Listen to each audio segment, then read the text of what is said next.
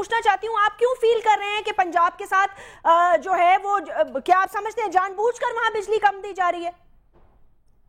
जी, हम ये समझते हैं कि पंजाब के साथ ज्यादती हो रही है, क्योंकि पंजाब जहां तमाम रेवेन्यू, मसलन पेप्को का रेवेन्यू जो है, जैसे मैंने अर्ज किया कि जो 100 रुपए का बिल है वो सारे जो इलाके हैं वो 100 रुपए का बिल दे देते हैं। अब पेप्को का रेवेन्यू भी यहां से जा रहा है, लेकिन पंजाब में मैक्सिमम लोड शेडिंग हो रही है, तकलीफ सबसे ज्यादा हो रही है।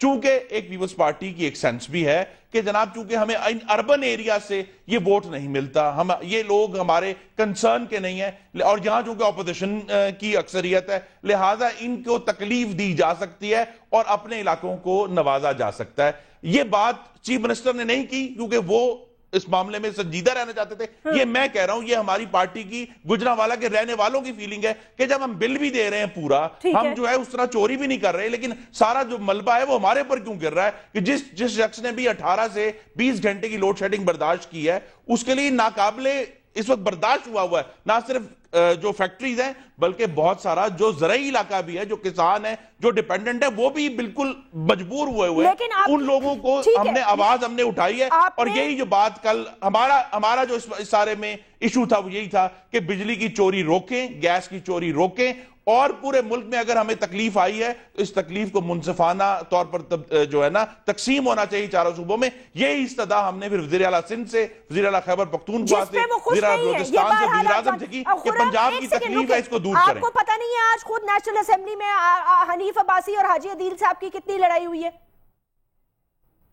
जी मुझे मालूम है, यही तो मैं कहता हूं कि जब हम जाके प्लीड करते हैं, मैं मौजूद था उस मीटिंग में जब वज़ीर आला ने यह कहा कि जिस तरह एनएफसी अवार्ड के मौके पर एक वफाकी इकाई की महरूमी दूर करने के लिए सब इकट्ठे हुए थे, आज पंजाब में तवानाई की सख्त महरूमी है, उसको दूर करें। यहां करोड़ों लोग मजदूर, छोटे छोटे खराद मशीनें चलाने वाले, छोटी छोटी फैक्ट्रियां चलाने वाले, वो बिल्कुल अपने मुआशी तौर पर उनका गला दबा दिया गया है। उसको गला तमाम इकाइयों ने मिलकर, क्योंकि हमें सेंसिटिविटी का भी अंदाजा है। यहां ये बड़ी बात की जाती है कि जी जो गैस में आइन में आर्टिकल 158 में लिखा है कि जी जिस सूबे में गैस पैदा होगी उसका पहला हक है, दुरुस्त है, लेकिन क्या वो हक जो है एक सूबा इस्तेमाल करे दूसरे सूबों में रहने वालों के गले बंद करने के लिए? क्योंकि हर जगह गैस की जरूरत है, हर जगह बिजली की जरूरत है, तो हमने तो कल ये केस प्लीड किया है। मेरे ख्याल से ये 19वीं तरमीम भी आपको सोच समझकर 18वीं तरमीम जो आप लाए थे उसको करनी चाहिए थी, बिकॉज ये तो बड़ी एम्बिग्विटीज अब सामने आ रही है, अनोखी अनोखी बातें। पर एनीवे मेरा पॉइंट ऑफ व्यू इस पे डिफरेंट हो सकता है, लोगों का डिफरेंट हो सकता है। तस्लीम कुरैशी साहब वेलकम करती हूँ आपको।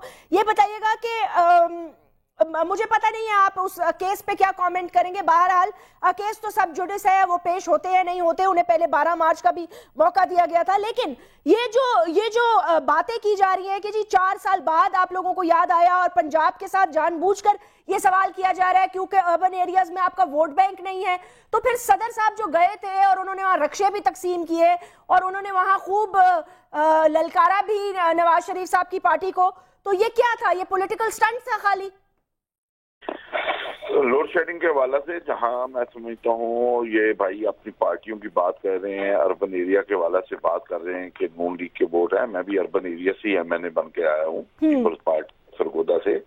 तो ये तो एक जेन्युइन प्रॉब्लम है जिसको पाकिस्तान के अवाम फेस कर रहे हैं, और ये मैं समझता हूँ माजी की इन्हीं की पॉलिसियों की वजह से आज पूरी कौम जो है इसका खुमियाजा भुगत रही है। अगर आपको याद होगा 96 तक जब मोहतरमा की गवर्नमेंट थी और आपके पास बिजली वाफर थी और यहाँ पर रेंटल कंपनियों को जैसे थ्रेट करके भगाया गया, और उसके बाद उसके ऊपर एनर्जी के लिए जो कि फ्यूचर के हिसाब से जब आपकी पॉपुलेशन और आपकी कंजम्पशन बढ़नी थी उसके हवाला से नून लीग के दौर में कोई काम ना हुआ। फिर उसके बाद जनरल मुशर्रफ साहब का दौर आया, उन्होंने भी इसके ऊपर रत्ती बार भी कोई काम ना किया और सोचा तक भी नहीं कि फ्यूचर के अंदर क्या क्या प्रॉब्लम आने वाले हैं। और आज मैं समझता हूँ पूरी कौम उसका खुमियाजा हम भुगत रहे हैं, और ये एलिगेशन हम हमारे ऊपर लगा रहे हैं और हम इनके ऊपर लगा रहे हैं।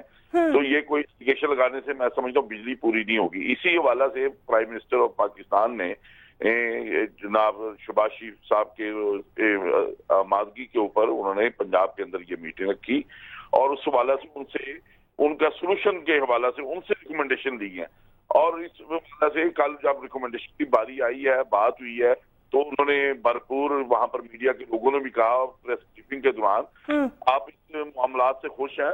तो उस वक्त उन्होंने कहा जो कुछ आज मीटिंग हुई है, जो इस हवाले से हमने प्रोग्राम बनाया, मैं उस पर खुश हूँ। ये जनाब शहबाज शरीफ साहब के रिमार्क थे। और आज हमारे भाई खुर्रम जहांगीर साहब यहाँ पर, दस्तगीर साहब यहाँ पर मीडिया के ऊपर आकर लोगों में एक, मैं समझता हूँ, हीरो बनने की कोशिश कर रहे हैं। और आज फिर इन्होंने हमारे ज्यादती ना करें, मैंने सिर्फ ये कहा कि हम ये एजेंडा लेकर गए थे मुनसिफाना तकसीम का लोड शेडिंग की, जिसमें हमें कामयाबी हुई और उस पर हम खुश हैं कि अब ये फॉर्मूला डिसाइड हुआ 4 चीफ मिनिस्टरों की मौजूदगी में कि पाकिस्तान में लोड शेडिंग बिजली और गैस की वो मुनसिफाना बुनियाद पर की जाएगी। ये हमारा एजेंडा था जिसपे हम आज भी कायम हैं। और अगर ये इम्प्लीमेंट होता है तो हम खुश होंगे, लेकिन अभी इसे इम्प्लीमेंट कराना है हमने।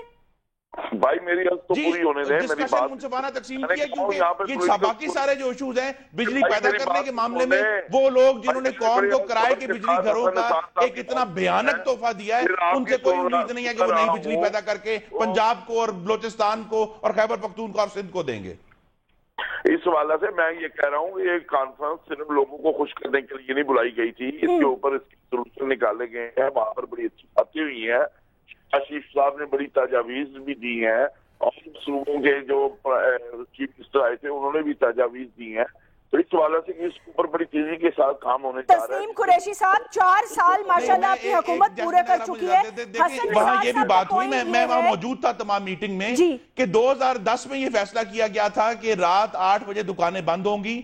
सिर्फ पंजाब और शहबाज शरीफ साहब ने उसके ऊपर अमल दरामद करवाया, बाकी सूबों ने अमल दरामद नहीं किया। जब ये बात दोबारा आई तो ये हमने कहा कि ये जनाब हम इस पर अकेले नहीं हो सकते, अगर बाकी सूबे भी इसके ऊपर उसी सख्ती से अमल दरामद कराएंगे कि तमाम कारोबार 8 बजे बंद कर दिए जाएं, तो फिर हम इसके ऊपर राजी होंगे। और उन्होंने एग्री किया कि जी हम भी इसको करेंगे, लेकिन अगर ये नहीं होता तो फिर पंजाब भी ये काम नहीं करेगा, क्योंकि 2010 में जब आखिरी एनर्जी कॉन्फ्रेंस हुई थी तब उसके नतीजे में सिर्फ शहबाज शरीफ साहब ने एक्शन दिखाया था और बाकी सूबों ने कोई एक्शन आजम खान स्वाति साहब भी हमारे साथ लाइन पर मौजूद है। मैं माजरत के साथ मैं ये कहना चाह रही हूँ कि हम कौन सी सदी की बात कर रहे हैं। मुझे तो लग रहा है कि हम पीछे अब अनकरीब साइकिलों की दौड़ पे चलेंगे, इसलिए कि ये मुनसिफाना तकसीम ऑफ हेडिंग क्या होती है मुझे ये समझ में नहीं आ रही। आजम खान स्वाति साहब, आप फॉर्मर फेडरल मिनिस्टर भी हैं, तहरीक इंसाफ के एक सीनियर लीडर है। सर, जैसे हसन निसार साहब ने एक मौक़िफ़ उठाया, मैं वापस आप अपना पॉइंट दे दें, उनके पास जाना चाहूंगी कि 4 साल बाद मतलब एक कॉन्फ्रेंस की है कि जी दुकानें बंद करें, सुबह जल्दी उठें, 5 दिन दफ्तर चलेंगे, 2 दिन छुट्टी होगी, और उन 5 दिनों में 5 दिन हड़तालें भी होंगी, मार कुटाई और टारगेट किलिंग के बाजार तो वैसे ही गर्म रहते हैं शहर में, मुल्क में। बल्कि बीबी, मैं इंतहाई एहतराम के साथ हसन निसार साहब की तमाम बातों को इंडोर्स करते हुए सिर्फ उनकी एक बात का ये जवाब दूंगा कि उन्होंने बड़ी हैरानगी से पूछा कि मुझे मालूम नहीं कि मौजूदा हुकूमत की प्रायोरिटीज क्या है। तो जनाब, उनकी प्रायोरिटी तो स्वाय करप्शन के और मुल्क को तबाही के दहाने पे ले जाने के, इसके अलावा तो मुझे और कोई नजर नहीं आ रहा। लेकिन साथ साथ खुर्रम साहब ने जो बातें की हैं, क्योंकि बड़े मेरे मोहतरम हैं, बड़े अजीज हैं, मगर जिस पार्लियामेंट से आप करप्शन खत्म नहीं करा सके, लोड शेडिंग नहीं करा सके, माशी तौर पर 12 ट्रिलियन जो है आज आपका कर्जा हो चुका है, बैरूनी मुल्क कर्जा आपका 62 बिलियन US$ हो चुका है। अनएम्प्लॉयमेंट को देख लें, ऑस्टेरिटी मेजर को देख लें, आपके 8 सेक्टर जो है उसको देख लें, एक लंबी तफसील है।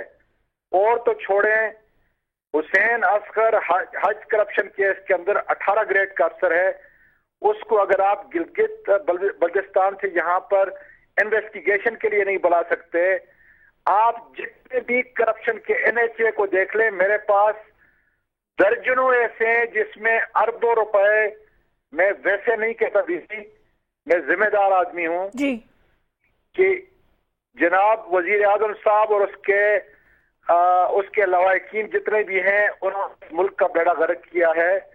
मुझे लीगल नोटिस से मैं बार बार कह रहा हूं, मैं इनकी जोजा मुबारक साहब जो हैं उनके भी और उनके जो बच्चे हैं उनके भी सारी चीजें मेरे पास है जो मैं पेश कर सकता हूँ। कमीशन बनाए खुदा के लिए। नहीं तो आप पेश कर दें पार्लियामेंट का 9 साल साहब, आप सुप्रीम कोर्ट जाएं, पेश कर दें अगर उनके आपके पास इतनी सारी चीजें।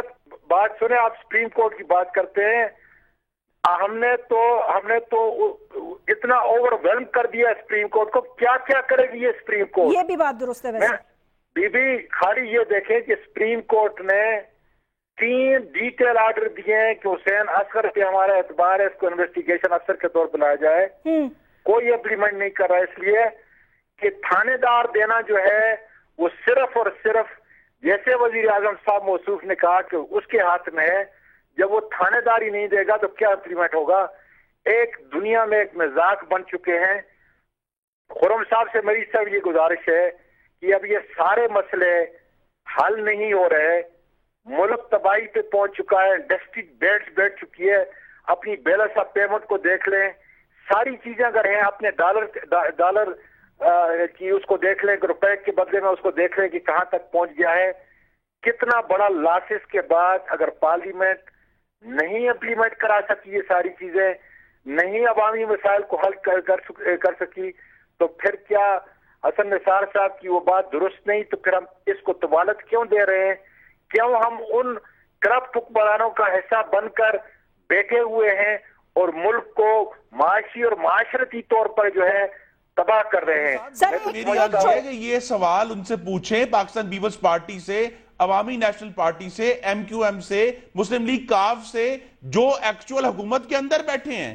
ये एफेड्रीन स्कैंडल जो है, मुस्लिम लीग नून तो उसका हिस्सा नहीं है। तो हमें खुदा के लिए जो एक कॉन्सेप्ट है कि जो ऑपोजिशन का काम है अपोज करना, ऑपोजिशन का काम ये नहीं है कि वो जिम्मेदारी कबूल करे। जिम्मेदारी हुकूमत की है, हुकूमत ने उसका जवाब देना है और हुकूमत ही उसका जवाब देगी, जिसमें फिर दोहराता हूं पाकिस्तान पीपल्स पार्टी, अवामी नेशनल पार्टी, MQM और मुस्लिम लीग काफ शामिल है। और एक बात जो रह गई थी, हसन निसार साहब ने चौधरी शुजात फार्मूले का जिक्र किया। मेरी गुजारिश है कि जरा उस फार्मूले को पढ़ें। उन्होंने कहा जी सूबे जो है हर महीने जो 15 अरब रुपया ले रहे हैं वो ना लें और आगे से हुकूमत को दे दें। लेकिन सवाल यह है कि चौधरी शुजात की पार्टी ने आसिफ जरदारी से डेवलपमेंट स्कीमों के नाम पे जो 50 अरब रुपया लिया है, वो पहले, मेरी गुजारिश है वो पहले सर्कुलर डेट को खत्म करने के लिए दे दे, वो तमाम डेवलपमेंट फंड्स, फिर हम जरूर उनकी बात डेवलप मानेंगे। क्या कर रहे हैं हम? एक छोटा सा वक्फा ले लेते हैं। हसन निसार साहब, आपने सबकी गुफ्तगू, जरा मुझे इनका जवाब दीजिए। ये डेवलपमेंट फंड्स जो आप ले रहे हैं, डेवलप क्या कर रहे हैं? डेवलप तो कुछ नहीं हो रहा अनफॉर्चुनेटली। एक छोटे से ब्रेक के बाद बात को कंटिन्यू करते हैं नाज़रीन।